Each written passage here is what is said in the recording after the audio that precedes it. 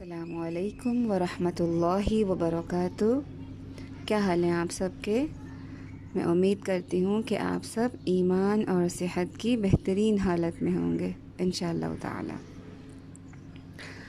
اعوذ باللہ من الشیطان الرجیم، بسم اللہ الرحمن الرحیم۔ رب اشرح لی صدری ویسر لی امری واحلل عقدۃ من لسانی یفقہوا قولی۔ آیت نمبر 4۔ اللہ الذی خلق السماوات والارض وما بینہما فی 6 ایام ثم استوى علی العرش ما لکم من دونہ من ولی ولا شفیع افلا تتذکرون۔ اللہ وہ ہے جس نے آسمانوں اور زمین اور ان دونوں کے درمیان کی ہر چیز کو 6 دنوں میں پیدا کیا، پھر وہ عرش پر بلند ہوا، اس کے سوا تمہارا نہ کوئی دوست ہے اور نہ کوئی سفارش کرنے والا، تو کیا تم نصیحت حاصل نہیں کرتے؟ اب یہاں پر اللہ تعالیٰ کا تعارف کروایا جا رہا ہے کہ اللہ کی ذات کوئی معمولی ہستی نہیں، وہ آسمانوں اور زمین کا خالق ہے، اور اس نے اپنے ایک خاص طریقے پر آسمانوں اور زمین کی تخلیق کی، اور پھر وہ عرش پر مستوی ہوا۔ اب یہ 6 دنوں میں آسمان اور زمین بنانے کی بات کو ہم مزید ایک حدیث سے کلیئر کرتے ہیں۔ سیدنا ابو ہریرہ رضی اللہ تعالی عنہ بیان کرتے ہیں، میرا ہاتھ تھام کر نبی اکرم صلی اللہ علیہ وسلم نے فرمایا، اللہ تعالیٰ نے مٹی یعنی زمین کو ہفتے کے دن پیدا کیا اور اس میں پہاڑوں کو اتوار کے دن پیدا کیا، درختوں کو سوموار یعنی پیر کے دن بنایا، بری اور ناپسندیدہ چیزوں کو یعنی ظلمت، تاریکی وغیرہ کو منگل کے دن پیدا کیا، بدھ کے دن نور کو پیدا فرمایا، جمعرات کے دن زمین میں جانور پھیلائے، اور آدم علیہ السلام کو جمعہ کے دن عصر کے بعد بنایا، مخلوقات میں سب سے آخر میں اور جمعے کے دن کی آخری گھڑیوں میں جو عصر اور رات کے درمیان ہے۔ یہ مسلم کی حدیث ہے۔ ما لکم من دونہ من ولی ولا شفیع، یعنی اگر وہ کسی کو رسوا کرنا چاہے تو کوئی اسے عزت نہیں دے سکتا، اگر وہ کسی کو ہلاک اور برباد کرنا چاہے تو کون ہے جو بچا سکے، اور اس کے سوا کوئی سفارشی بھی نہیں، اور اگر وہ ان سے ان کے شرک اور گناہوں کا انتقام لینا چاہے تو کون ہے جو اس کے حضور سفارش کر کے اس کے غضب سے بچا لے۔ اس کو چھوڑ کر اس کے سوا نہ کوئی تمہارا دوست ہے اور نہ ہی کوئی مددگار۔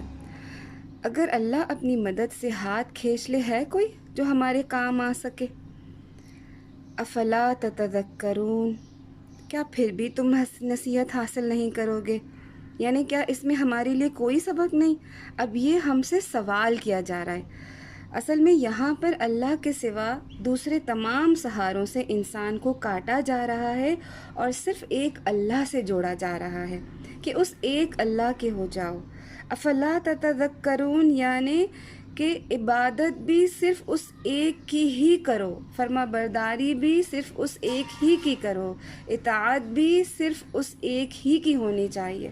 کیا تمہاری سمجھ میں یہ بات نہیں آتی کہ جب دینے والا وہ، بنانے والا وہ، مدد اس کی، سفارش اس کی، تو پھر اطاعت بھی، عبادت بھی صرف اس ایک رب ہی کی ہونی چاہیے؟ اب یہ ہم سے سوال ہے، ہمیں جھنجھوڑا جا رہا ہے کہ کیا اب بھی سمجھ میں نہیں آتی؟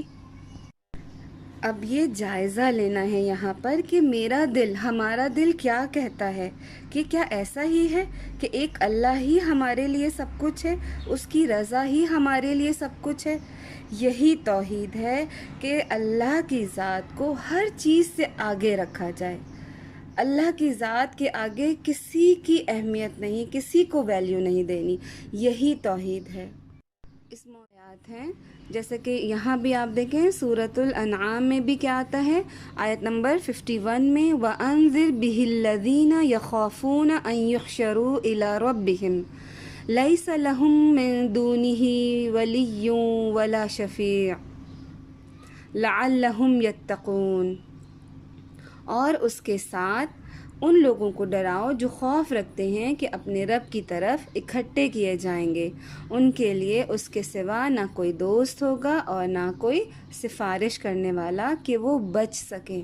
ایک اور جگہ سورہ یونس میں بھی آیت نمبر 3 میں آتا ہے اسی موضوع سے ریلیٹڈ بات، ما من شفیع الا من بعد اذنہ ذالکم اللہ ربکم، کوئی سفارش کرنے والا نہیں مگر اس کی اجازت کے بعد، کہ شفاعت ہوگی مگر اللہ کی اجازت کے بعد، جس کو اللہ تعالیٰ اجازت دیں گے وہی سفارش کر سکے گا، وہی تمہارا رب ہے۔ اور سورہ الطلاق میں بھی یہی موضوع آتا ہے کہ اللہ کی قدرت کا ہمیں اندازہ ہوتا ہے، اللہ الذی خلق سبع سماوات ومن الارض مثلہن یتنزل الامر بینہن لِتَعْلَمُوا أَنَّ اللَّهَ عَلَى كُلِّ شَيْءٍ قَدِيرٌ أَنَّ اللَّهَ عَلَى كُلِّ شَيْءٍ قَدِيرٌ وَأَنَّ اللَّهَ قَدْ أَحَاطَ بِكُلِّ شَيْءٍ عِلْمًا۔ سورہ الطلاق آیت نمبر 12 میں کہ اللہ وہ ذات ہے جس نے 7 آسمان پیدا کیے اور زمین سے بھی ان کی مانند، ان کے درمیان حکم نازل ہوتا ہے تاکہ تم جان لو کہ بے شک اللہ ہر چیز پر خوب قدرت رکھنے والا ہے، ہر چیز پر اللہ کی قدرت ہے، اور یہ کہ بے شک اللہ تعالیٰ نے ہر چیز کو اپنے علم سے گھیر رکھا ہے۔ يُدَبِّرُ الْأَمْرَ مِنَ السَّمَاءِ إِلَى الْأَرْضِ ثُمَّ يَعْرُجُ إِلَيْهِ فِي يَوْمٍ كَانَ مِقْدَارُهُ أَلْفَ سَنَةٍ مِّمَّا تَعُدُّونَ، وہ آسمان سے زمین تک ہر معاملے کی تدبیر کرتا ہے، پھر وہ معاملہ اس کی طرف ایسے دن میں اوپر جاتا ہے جس کی مقدار 1000 سال ہے اس حساب سے جو تم شمار کرتے ہو۔ وہ آسمان سے زمین تک ہر معاملے کی تدبیر کرتا ہے۔ اب یہ تدبیر کیا ہے؟ کسی معاملے کے انجام اور نتیجے پر نظر رکھتے ہوئے اس پر غور و فکر کرنا۔ انسان کوئی کام جب بھی کرتا ہے تو یقیناً اس کی پلاننگ کرتا ہے، پلاننگ کرنے کے بعد وہ اس کے اینڈ رزلٹ کو، اس کے انجام کو سامنے رکھ کر کام کرتا ہے، تو یہ کہلاتا ہے تدبیر۔ یعنی آپ دیکھیں کہ جب انسان اس کو ایسے لے لیتے کہ کھانا بنتا ہے گھر میں یا کوئی اسپیشل ڈش بنتی ہے تو کیا ہوتا ہے، اس کے بارے میں آپ کو پتہ ہوتا ہے کہ اس کا ذائقہ کیسا ہوگا، اس کی اینڈ شکل کیسی ہوگی، تبھی ہم کھانا بنانے یا کوئی اسپیشل ڈش بنانے کھڑے ہوتے ہیں۔ تو نتیجے کو سامنے رکھ کر جو کام کیا جاتا ہے وہ تدبیر کہلاتی ہے۔ اب یہاں پر اللہ کی صفت بتائی جا رہی ہے کہ وہ معاملات کی تدبیر کرتا ہے۔ اللہ نے دنیا بنائی تو ساری پلاننگ بھی کی ہے۔ اب یہاں پہ جو بات ہے نا یدبر الامر، تو الامر سے مراد دنیاوی معاملات ہیں۔ اب دیکھیں من السماء الی الارض، یعنی آسمان سے زمین تک، اوپر سے نیچے تک کے تمام معاملات کی، تمام کاموں کی تدبیر، یعنی رات کب ہوگی، کب سورج نکلے گا، کب سورج غروب ہوگا، چاند نکلے گا، سردی ہوگی، سردی میں کتنی سردی ہوگی، کس ملک میں کیسی آب و ہوا ہوگی، گرمی ہوگی تو اس کا ریشو کیا ہوگا، آسمانوں سے متعلق سارے معاملات، سورج، ستارے، سیارے، ان کا کیا معاملہ ہوگا، کیسے نکلیں گے، کس سیارے پہ کیا ہوگا، پھر انسانوں سے متعلق تمام معاملات، ان کی خوراک، ان کی ضروریات، انسانوں کے ساتھ پھر جانوروں سے متعلق، ان کے کھانے سے متعلق ہر چیز کے معاملے کی، ہر کام کی پلاننگ، پھر بارش کا دیکھیں آپ کیسے سارا واٹر سائیکل ہوتا ہے۔ ثم یعرج یعنی پھر چڑھتا ہے یا چڑھے گا اس کی طرف ایک دن میں، دن سے مراد اب یہاں وقت ہے، اور وہ وقت اس کی آگے دیکھیں کیا اس کا اندازہ بتایا جا رہا ہے، مقدارہ الف سنۃ مما تعدون، یعنی انسانوں کی گنتی میں یہ وقت 1000 سال کے برابر ہے، یعنی وہ کام جو فرشتے ہر روز کرتے ہیں انسان ان کی گنتی کرے تو وہ 1000 سالوں میں وہ کام ہو۔ اب یہاں تو فرشتوں کا ذکر نہیں ہے، یہاں تو صرف کیا ذکر ہے کہ ثم یعرج الیہ، کہ وہ لے کر چڑھتے ہیں۔ یہ فرشتوں کا ذکر ہمیں آگے سورہ المعارج کی آیت نمبر 4 سے پتہ چلتا ہے کہ فرشتے لے کر چڑھتے ہیں، اور یہ کام ڈیلی بیسس پر ہوتا ہے، یعنی ڈیلی وہ تمام رپورٹس لے کر تمام اعمال جو ہیں ان کی رپورٹنگ اللہ کی طرف کرتے ہیں۔ اور یہ بھی ہم سب جانتے ہیں نا کہ ہمارے دائیں اور بائیں اللہ تعالیٰ نے 2 فرشتے مقرر کیے ہوئے ہیں جو ہمارے ہر عمل کو نوٹ کر رہے ہیں ہمارے اعمال نامے پر۔ تو آپ دیکھیں کہ یہ سب کچھ ریکارڈ ہو رہا ہے۔ اور یہ جو وقت کی بات ہے نا، یہ جو فی یومن، تو اس کو سورہ حج میں بھی بتایا گیا ہے کہ وہاں پر اس دن کی جو مقدار ہے وہ 50,000 سال بتائی جاتی ہے۔ تو اب ان ایام کی حقیقت کیا ہے یہ تو اللہ تعالیٰ ہی جانتے ہیں، ہم صرف اندازہ ہی لگا سکتے ہیں۔ اب ذہن میں آتا ہے کہ یہ بات، یہ اندازہ ہم کیوں لگا رہے ہیں، ہمیں کیوں بتایا جا رہا ہے؟ تو ہمیں بتانے کا مقصد یہ ہے کہ آپ کے اعمال یہ سب رپورٹس ڈیلی بیسس پر فرشتے کرتے ہیں، تو کوئی بھی کام کرنا ہے اس کی نیت، وہ کام، وہ سب اللہ رب العالمین کے پاس ریکارڈ ہو رہا ہے۔ ذالک عالم الغیب والشہادۃ العزیز الرحیم، یہ ہے غیبوں کا جاننے والا، حاضر کا جاننے والا، جو کسی کو نہیں پتہ، جو ہم سب سے چھپا لیں وہ بھی وہ جانتا ہے، اور جو سب کے سامنے ہے وہ بھی وہ جانتا ہے۔ اور سب کچھ جاننے کے بعد، سب کچھ اس کے علم میں ہونے کے بعد، وہ العزیز بہت زبردست ہے، وہ اس کے باوجود ہماری کوئی پکڑ نہیں کرتا، اس کے اختیار میں ہے، وہ کر سکتا ہے، لیکن پھر بھی الرحیم، وہ بہت مہربان ہے۔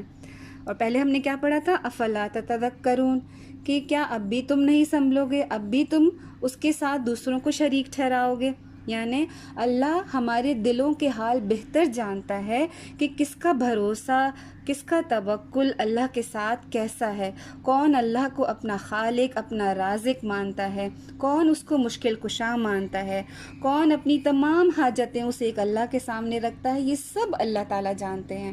تو آپ دیکھیں کہ ایک دعا ہے جو آپ فرض نماز کے بعد اپنی عادت بنا لیں، اور یہ ہمارے پیارے نبی صلی اللہ علیہ وسلم کی سنت سے بھی ہمیں ملتی ہے کہ لا الہ الا اللہ وحدہ لا شریک لہ لہ الملک ولہ الحمد وہو علی کل شیء قدیر اللہم لا مانع لما اعطیت ولا معطی لما منعت ولا ينفع ذا الجد منک الجد، کہ جو اللہ دینا چاہے اس سے کوئی روک نہیں سکتا، اور جو وہ روک لے تو کوئی دے نہیں سکتا۔ تو انشاءاللہ تعالیٰ آپ دیکھیں گے کہ آپ کا اللہ سے تعلق اور مضبوط ہوگا۔ اللہ تعالیٰ مجھے اور آپ کو اللہ سے وہی تعلق قائم کرنے کی توفیق دے، ہمارا بھروسہ، ہمارا توکل اپنے رب سے وہی ہو جس کا وہ حقدار ہے۔ آمین یا رب العالمین۔ سبحانک اللہم و بحمدک، اشہد ان لا الہ الا انت، استغفرک و اتوب الیک۔ السلام علیکم ورحمۃ اللہ۔